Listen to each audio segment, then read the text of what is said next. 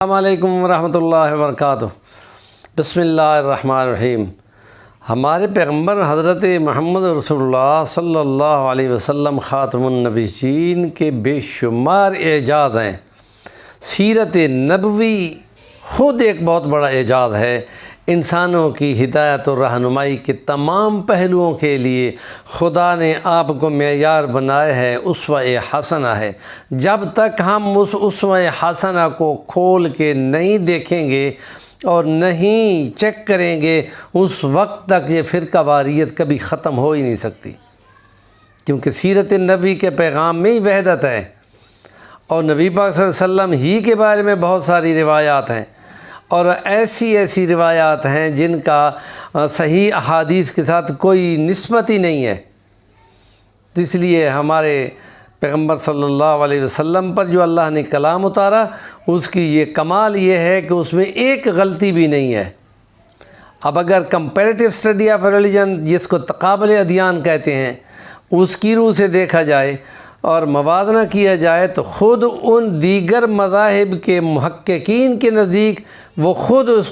کے اندر بے شمار غلطیاں پکڑتے ہیں، اور وہ خود کہتے ہیں کہ انسائکلوپیڈیا برٹانیکا کے اندر ہے کہ یہ بائبل کے اندر 50,000 غلطیاں ہیں۔ تو ایسی باتیں بعض وہاں لکھی ہوئی ہیں کہ جن کو پڑھ کر بندہ حیران ہوتا ہے، اور ان کے اندر جو ترمیم و تنسیخ ہوتی ہے اس کی مثال ہمارے سامنے موجود ہے۔ نبی پاک صلی اللہ علیہ وسلم نے ان کے ایک 2 نمبری کو پکڑا تھا، اور اس میں ایک امیر آدمی کو وہ مدینہ کے اندر صدا دے رہے تھے، کھوتے کے اوپر بندے کو بٹھا کے اس کو منہ کالا کر کے اس کو پھرا رہے تھے۔ حضور نے فرمایا یہ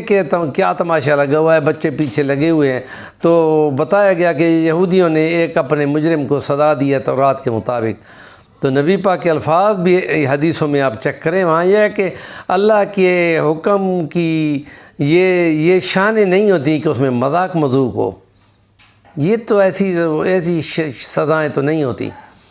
تو پھر جب بلایا گیا ان کو، اور پھر عبداللہ ابن سلام جو بہت بڑا عالم تھا یہودیوں کا اور مسلمان ہو چکا تھا، اس نے اس ربی کو، مذہبی پیشوا کو پوچھا کہ یہ جو سزا تم نے اس کو دے رکھی ہے یہ کہاں لکھی ہوئی ہے؟ تو وہ جہاں ہاتھ رکھ کر کھڑا تھا اسی کے نیچے حکم لکھا ہوا تھا، جو شادی شدہ ہو اس کو پتھر مار کر آدھا زمین میں دبا کر پتھروں سے اس کو رجم کر دیا جائے، اور اگر کنوارا ہو تو اس کو 100 کوڑے مارے جائیں۔ تو پھر جب اس کو ہاتھ ہٹایا تو انہوں نے فرمایا مجھے پتہ ہے، میں کل تک ساری زندگی یہی پڑھاتا رہا ہوں تورات، تم نے جو ہاتھ اوپر رکھا ہوا ہے نا، چھپاؤ مت، اس چھپانے کے بدلے میں تمہیں بہت سارا مال ملتا ہے، لیکن یہاں لکھا ہوا کیا ہے؟ وہ یہ لکھا ہوا ہے۔ تو پھر نبی پاک صلی اللہ علیہ وسلم نے اس پہ عدل جاری کروائی، اور پھر ساتھ ہی شکر ادا کیا اللہ کا کہ اتنا عرصہ تورات کے اترنے کے بعد حضرت موسیٰ پہ آج ہم نے پہلی دفعہ اس کے عمل درآمد کروایا ہے۔ تو یہ جو شریعت خداوندی ہوتی ہے اس کی امپلیمنٹیشن اگر ہوتی ہے تو پھر حقائق سامنے آ جاتے ہیں، اور یہاں جو قرآن مجید کے اندر ہے وہ باہر کی دنیا، یعنی اسلام کی دنیا تو ماشاءاللہ سے یہ عقیدہ رکھتی ہے کہ ایک لفظ بھی اوپر نیچے نہیں ہے، اور اس کی ہم تحقیق انشاءاللہ کل کے ولاگ میں بیان کریں گے کہ کیسے یورپ کے اندر جنگ عظیم اول اور دوم جو 1915 سے 1920 تک ہوئی تھی، اور 1940 سے 1945 تک 2 عظیم جنگیں ہوئی تھیں، اور پہلی جنگ عظیم کی بات ہے جرمنی کے اندر ان کا ایک ادارہ تھا جو بمباری سے تباہ ہو گیا تھا، لیکن اس سے پہلے ان کی ایک رپورٹ آؤٹ ہو گئی تھی جو قرآن کے بارے میں تھی، اور کیا انہوں نے کمال کیا تھا۔ یہی تو یورپ کی بات ہے کہ وہ تحقیق کرتے ہیں۔ ہماری بدبختی یہ ہے کہ ہمارا کسی بات کی کوئی تحقیق کا ٹرینڈ ہی نہیں ہے۔